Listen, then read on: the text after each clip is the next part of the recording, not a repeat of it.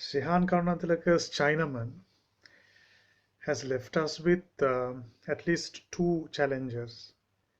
The first challenge, of course, is for someone to write a book that can surpass Chinaman in both reach, quality, interest, and intrigue.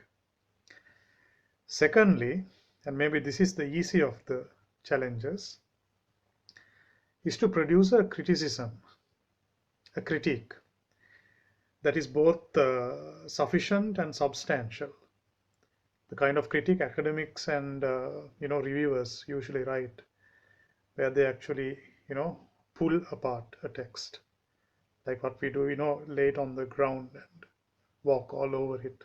That kind of criticism, not the kind of criticism people have produced. I myself have read several essays written at an academic level about Chinaman, but almost all of these essays I have read, they're pretty they're copying out of the challenge. Saying that, I get down to Shehan Karunatilaka's Chinaman, which is probably the book of the decade where Sri Lanka's English writing is concerned. And sometimes when I'm in the mood for generalizations, I say that Sri Lankan English writing, modern day Sri Lankan English writing, can be defined by two milestones if you take the time period 1990 to the present. The first being Karl Mahler, the emergence of Karl Mahler with the jam fruit tree, leading up to the publication of Spit and Polish in 1998, that period, that work of Karl Mahler. And of course, the second instance is Shehan Karunatilaka and Chinaman, which first came out, which first made headlines in 2008 when Karunatilaka won the Gratian Prize, Chinaman in manuscript form. And 2 years later, in 2010, came out that iconic red color covered Chinaman. And things have just gone on from there. In all probability, this is the novel Karunatilaka can't write twice. For any writer who produces something like Chinaman, you can't repeat that feat. If you're lucky at some point, you might surpass that achievement, but it is very unlikely. So actually, it will be a very interesting contest to look out for.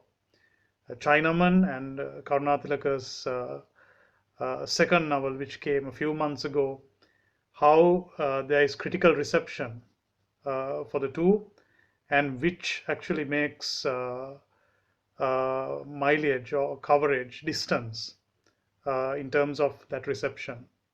Chinaman unfolds as a journey and a quest. It is the journey undertaken by a retired sports journalist, Gamini Karunasena, and his sidekick friend, Cletus Sariratna Bird, in search of the whereabouts of who apparently was Sri Lanka's greatest, best cricketer ever to have played the game, a person called Pradeep Sivanandan Matthew, or Pradeep Matthew. Pradeep Matthew is incidentally a left-arm Chinaman bowler. That's how the book gets the title. Now, Matthew has played a few games for Sri Lanka in the late 1980s, early 90s, and then completely disappeared from public view. He's gone off the radar, off the public imagination. No one remembers him. No records exist of him. Incidentally, when records were translated from manual entries to the digital platforms, it seems that Matthew has, for some reason, been completely left out. So the story unfolds as a quest undertaken by these two.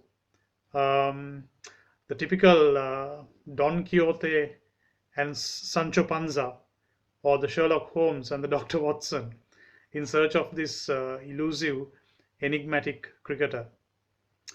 So I think Karunatilaka, right up front in the novel, leaves the reader with a paradox, and at the very heart of the novel, It is this paradox he keeps working on for almost 400 pages.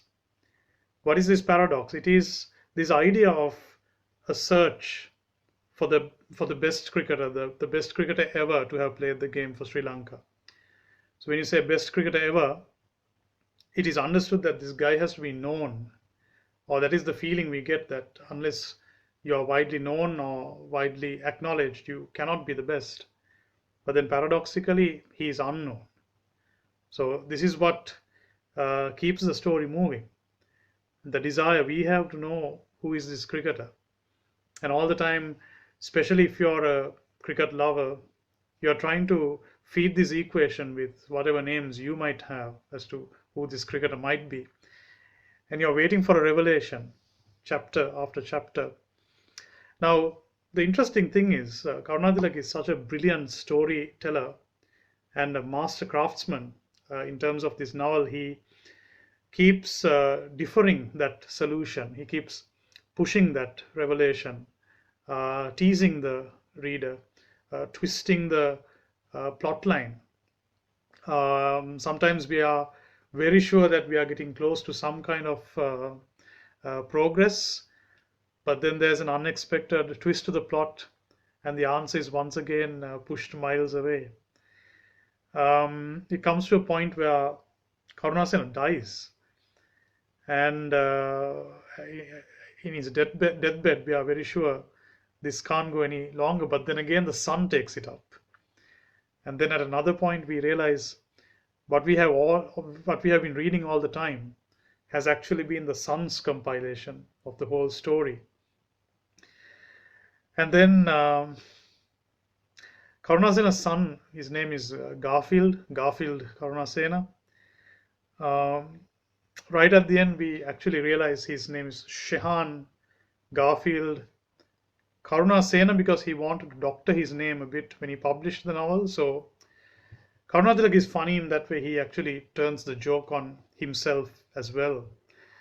And when that happens, we are very sure that we can't go any further than that.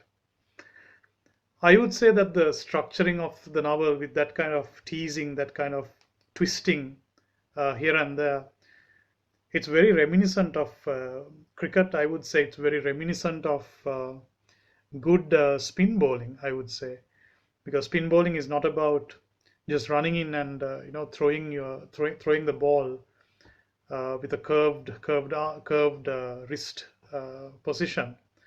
It's more about setting the batsman up, teasing him to play a false shot, always drawing him out, and then finally claiming him. So I think in many ways the structuring of the novel also follows that idea of good spin bowling. In terms of why academics or critics why they have not been able to successfully tackle Chinaman, I think it's mainly due to two reasons. One reason is the kind of critical approach these people have tried to employ in tackling a novel that is at once and the same time multimodal and operates at multiple levels. I'll break that down. What I mean is Chinaman, structurally speaking, at the same time, it qualifies as fiction, but it's also history. At the same time, it's biography.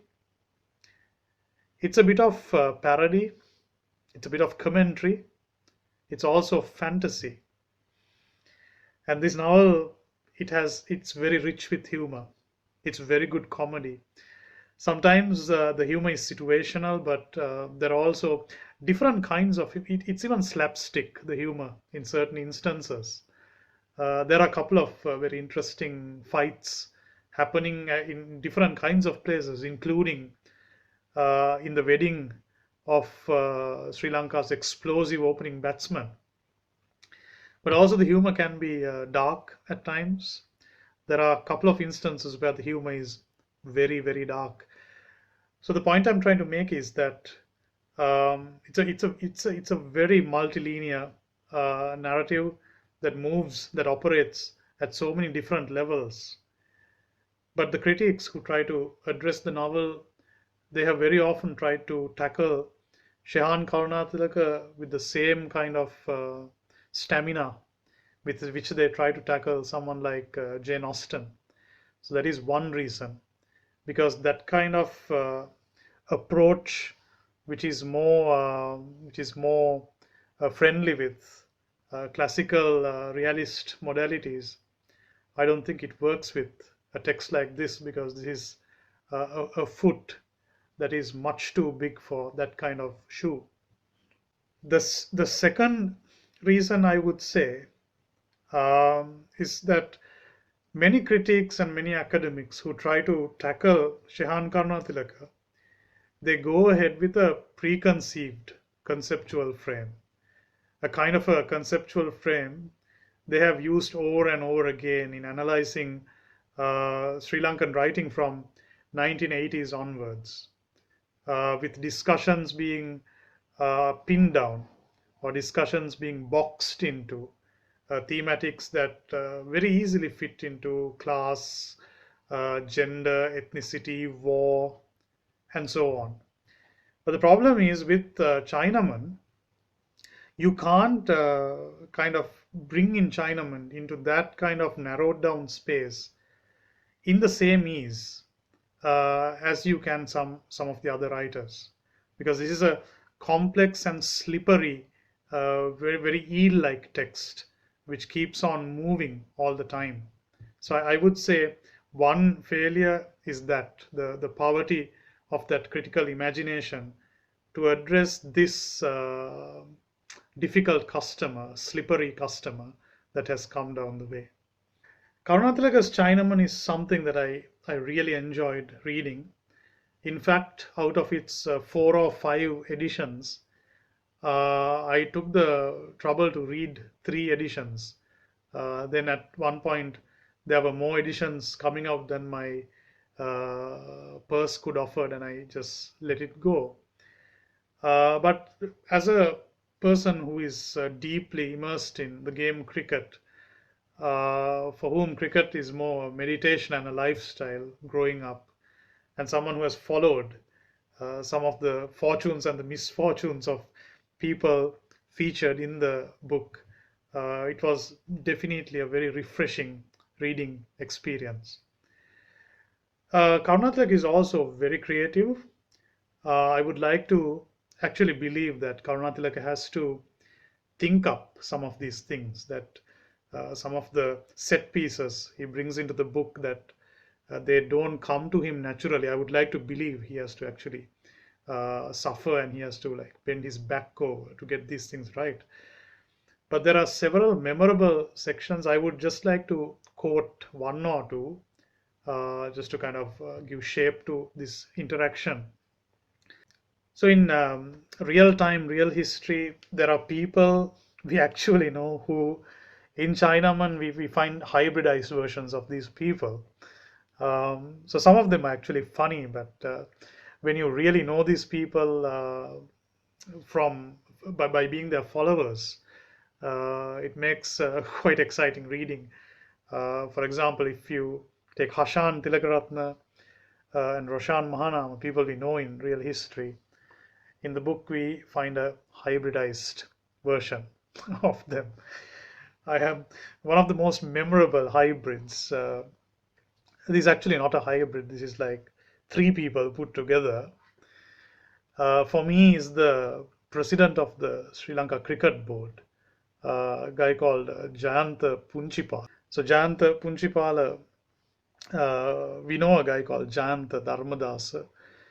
We also know a guy called Ana Punchiheva and Tilanga Sumatipala, these actual Sri Lanka Cricket Board presidents.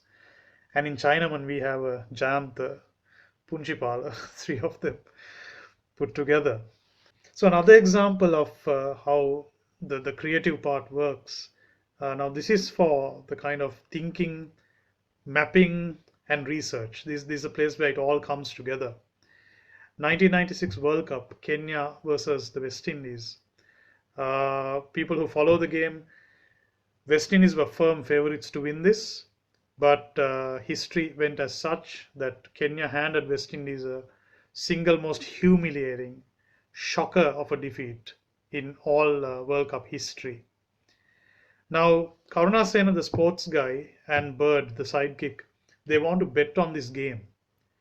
So there's a betting center, and they send Karunasena's son Garfield, who knows nothing about cricket, who doesn't give a damn, to go and place the bet. So from what I understand, you get a sheet. It has two sides, one side each for each team. There are 11 blanks representing the 11 players. No names are there. And you have to go and put a cross or whatever in front of the players you're going to bet your money on. So the advice given to the son was to put the money on Brian Lara, West Indies, number 4, for highest number of runs, and possibly the West Indies opening bowler for the highest number of wickets, number 10 or 11 in that list. Except the son goes and he totally mucks it up and accidentally places the money on the Kenyan team. But the brilliance of Karunatilaka comes here. Now you really need a bit of brains to kind of think this through. On that particular day, the corresponding number to Brian Lara in the Kenyan team, guy called Stephen Ticolo, was the actual highest run scorer. And the West Indian opening bowler, probably Ambrose or Walsh, I forget, his corresponding number in the Kenyan team was the guy with the highest number of wickets. So the son had placed the bet wrong, but the outcome had come in his favor. And we get to know this much later in the novel when the son, along with the money, had disappeared one morning and gone overseas to pursue his own career dreams. But to plot that singular episode, that incident, it takes a lot. And this is just one of so many such places in Chinaman. So this is why Karunatilaka remains kind of an enigma, the charismatic writing space, a charismatic workbench for someone like me who can't do 10% of what he does as a creative writer. And one last thing before I kind of wrap up. This is once again creativity. This pet game played by the two protagonists, Bird and Karunasena, game called Seamless Paki. So the idea is where you kind of make a sequence, the longest overlapping sequence, consisting of Pakistan cricketer names, Seamless Paki. So it has to overlap. If I remember right, the record in the book is 7 names overlapping.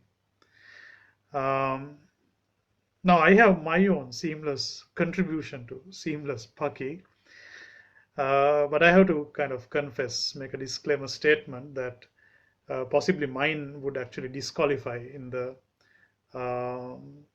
face of some of the other constructions, because I will explain why. But this is how my Seamless Paki sequence goes, and this comes to 8 names. It goes as Tawfiq Umar, Umar Gul, Gul Muhammad, Muhammad Wasim, Wasim Muhammad, Muhammad Yusuf, Yusuf Johanna. Tawfiq Umar, Umar Gul, the fast bowler, Gul Muhammad, who played cricket in the 1950s, Muhammad Wasim, the batsman, Wasim Muhammad, Muhammad Yusuf, one of my favorite Pakistanis, Yusuf Johanna. Now why this would disqualify is because probably Muhammad Yusuf and Yusuf Johanna is the same person, because Yusuf Johanna, he changed his name halfway through his career to Muhammad Yusuf. So possibly this would disqualify, but that's the best I can do right now. So Shehan Karunatilaka, iconic writer, milestone of modern day Sri Lankan writing, who has left us a legacy for us to go ahead and grab with both arms. The legacy of actually writing a book that can put to shame Chinaman, the legend of Pradeep Matthew. And secondly, to write a criticism, a sufficient, substantial, satisfactory criticism that can pull apart this colossus and make mincemeat out of it.